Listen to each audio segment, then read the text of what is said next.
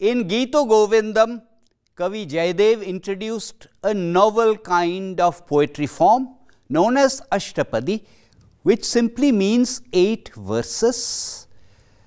आज हमारे साथ है बातचीत करने के लिए सदानंद विश्वास, कथोक धरोहर इनका प्रयास है।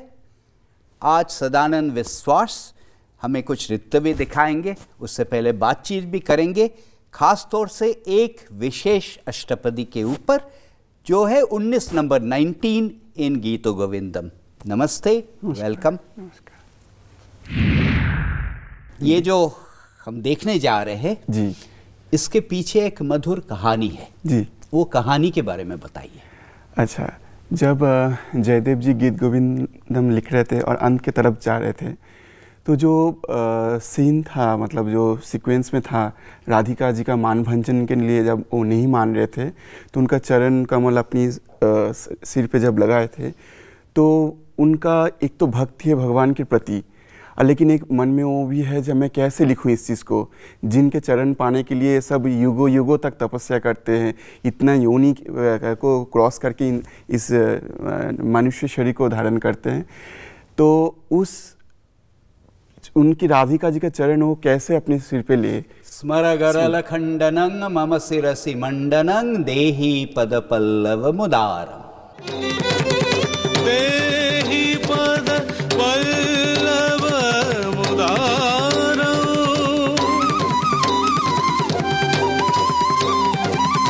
देहि पद पल्लव मुदारम। तो इस श्लोक को लिख नहीं पा रहे थे, तो एक व्याकुलता थी उनके मन में, मैं कैसे लिखूं कैसे लिखूं।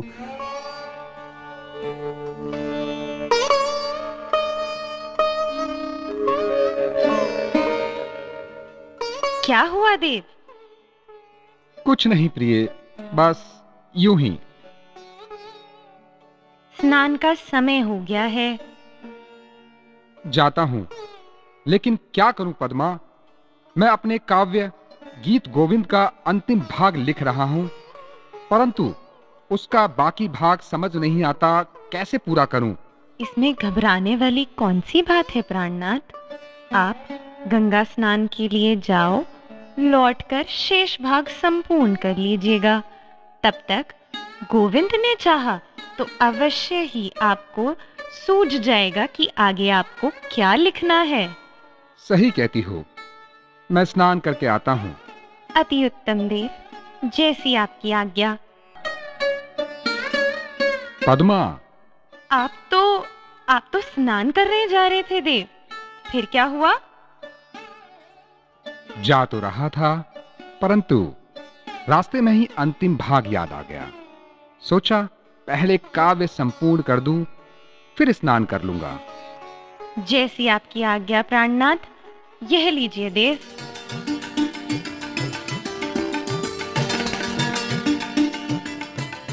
क्या बात है प्राणनाथ, इतना प्रसन्नचित आपको कभी नहीं देखा। सब कुछ उस बंसी वाले की महिमा है पद्मा। अभी पल भर पहले कुछ निश्चय नहीं कर पा रहा था क्या लिखूं, और अब तो ऐसा लगता है कि सब तो पहले से ही मेरे मन में था। वो तो है देव। लो, हो गया संपूर्ण। हरे कृष्णा।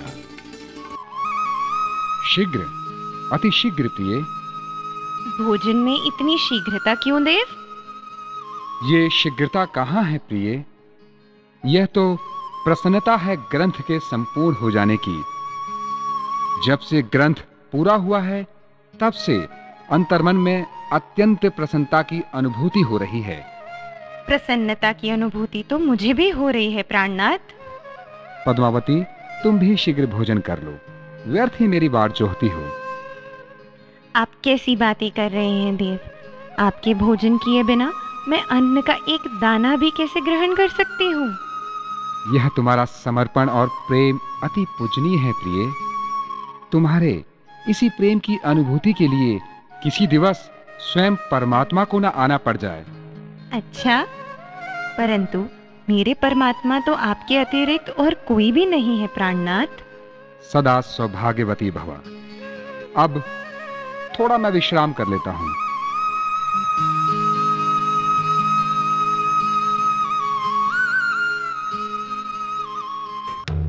ये क्या पद्मावती, आज तुम श्री माधव का भोग लगाकर मुझे भोजन कराए बिना ही कैसे भोजन कर रही हो?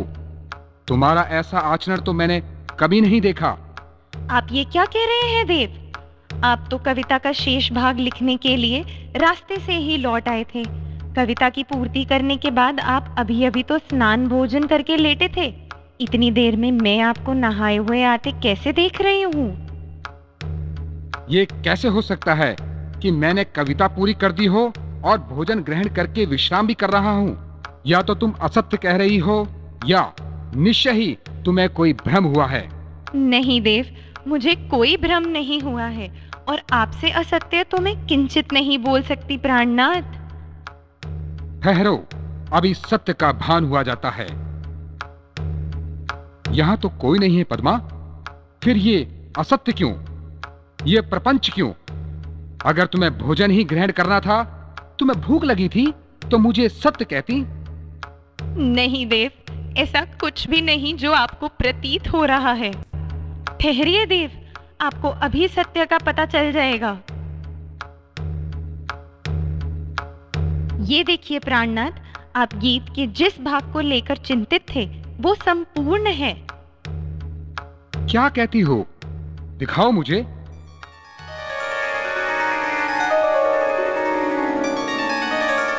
हे कृष्ण, हे नंदनंदन, हे करुणा सिंधु, हे गोपाल, आज किस अपराध में इस किंकर को त्याग दिया? मेरा मनोरथ पूरा नहीं किया। प्रभु, युगों युगों की मेरी तपस्या को आपने किस भूल चूक वश नहीं स्वीकारा? मुझसे कहां गलती हुई प्रभु? हे प्राण प्रिय, जलता रहा, चलता रहा, बस आपकी दर्श की एक छवि अपने मन में उतारने के लिए, लेकिन आप नहीं दिखे प्रभु। पद्मा, प्रभु ने इसी थाली में अन्न ग्रहण किया था ना? नाथ, आप मेरा झूठा भोजन क्यों खा रहे हैं? आप ऐसा मत कीजिए देव, मैं नरक की गामी होंगी देव। मैं आपके चरणों में गिरकर कहती हूँ, ऐसा मत कीजिए प्राणनाथ। यह तुम क्या कह रही हो देवी? तुम धन्य हो, धन्य हो जिस प्रभु को मैं वर्षों भजता रहा, उनका दास बना रहा। बस एकमात्र कृपा हो जाने के लिए उस महाप्रभु ने आकर तुम्हारे हाथों से अन्न ग्रहण किया देवी। तुम्हें साक्षात दर्शन दे गए और तुम मेरे चरणों की बात कर रही हो। तुम नहीं जानती प्रिय, मेरी इच्छा हो रही है कि मैं तुम्हारे चरणों में समर्पित हो जाऊं। ऐसा मत कीजिए देव, मुझ अभागिन को नरक में मत धकेलिए। नहीं पद्मा, मेरी अंदर की आकांक्षाओं को मिट जाने दो, मुझे अपनी शरण में आने दो। तुम नहीं जानती तुम कितनी सौभाग्यशाली हो। जिस प्रभु को पाने के लिए 83,99,999 योनियों को पार कर मनुष्य योनि में आना पड़ता है, तुम्हारी वो मनुष्य योनि सफल हुई पद्मा। तुम्हारी वो मनुष्य योनि सफल हुई पद्मा। तुम धन्य हो पद्मावती, तुम धन्य हो। तुम्हारी सदा जय हो, तुम्हारी सदा जय हो।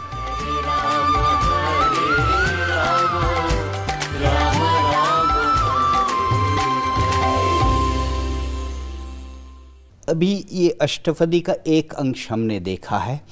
अष्टपदी का शुरुआत मुझे लगता है, I think this is one of the most beautiful things that any man can ever say to his beloved, whether it is Kavi Jayadev to Padmavati, whether it is Sri Krishna to Radha, this particular Ashtapadi, And the imagery is beautiful. The context, of course, is Sri Radha's Mana Bhanjan.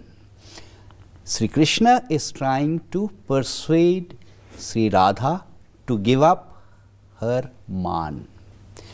And it begins with beautiful imagery, जो अभी हम देखेंगे. वदसी यदि किंचिदपि दंतरुचि कौमुदी हरति दरति मेरमति घोरम स्फुरत धरिसि धवे तव वदन चंद्रमा रोचेतु लोचन चकोरम. It is almost impossible to translate this in English. Not exactly a translation. When you speak a little and you open your mouth, the teeth are like the moonbeams, and your eyes, which are like chakora birds are believed to drink up moonbeams and also drops of rain. So those chakora birds drink up that moonbeam. Beautiful imagery. Neela nalinam abhitanitva balochanam dharetu kokanada roopam. Your eyes are normally like blue lotuses, but because you are angry, they begin to resemble red lotuses. And as part of that, we come to this particular thing, स्मरगरेली खंडन. ये जो हम देखने जा रहे हैं, इसके बारे में थोड़ा सा बताइए. इसमें बारे में जब राधिका जी मान करके बैठी है अपनी गृह में, अपनी उसमें, तो भगवान कृष्ण जी आके देख रहे हैं उनकी माला सारे कुछ बिखरे हुए हैं. तो उनके जो सुंदरता है, जो एक एक चीज़ के साथ वर्णन किया गया इस श्लोक में, तो उसके बिल्कुल ऑपोजिट वो देख रहे हैं. तब उन्होंने सोचा जी आप तो मेरे हाथ से निकल गए. अब उनका भंजन करने के लिए जब मान नहीं रहे, हर चीज़ को कोशिश करते, तो राधा जी फिर भी नहीं मानते, क्योंकि वो जो स्वाभिमान है उनके प्रति, जो एक प्रेम है, वो जो अपने आप को मतलब सब कुछ निछावर है भगवान कृष्ण के चरणों में. तो राधिका जी जब देख रहे जी नहीं, तुम तो मेरे लिए नहीं किसी और के पास चले गए, तुमने वादा करके भी मेरे पास नहीं आए. तब उनका जो मान होता है उसको भंजन करने के लिए, लेकिन जो उनका सुंदरता है राधिका जी के, तब जब देख रहे हैं जो उसके साथ तुलना कर रहे हैं, जैसे सब ऑपोजिट है, तो मतलब इतना उनके अंदर अंदर हर्ट होता है उनका. तब वो लास्ट में जब कुछ नहीं होता है, कुछ सारे कोशिश नाकाम होता है, तब वो चरण जो है, जब तुम्हारे चरण मेरे सिर पे रख दो, तो तब तुम मान जाओ मेरे प्रिय राधिका जी, आप मुझे मान जाओ. त्वमसि मम भूषणं त्वमसि मम जीवनं त्वमसि मम भव जलधि रत्नम. आइए आप देखते हैं ये नृत्य.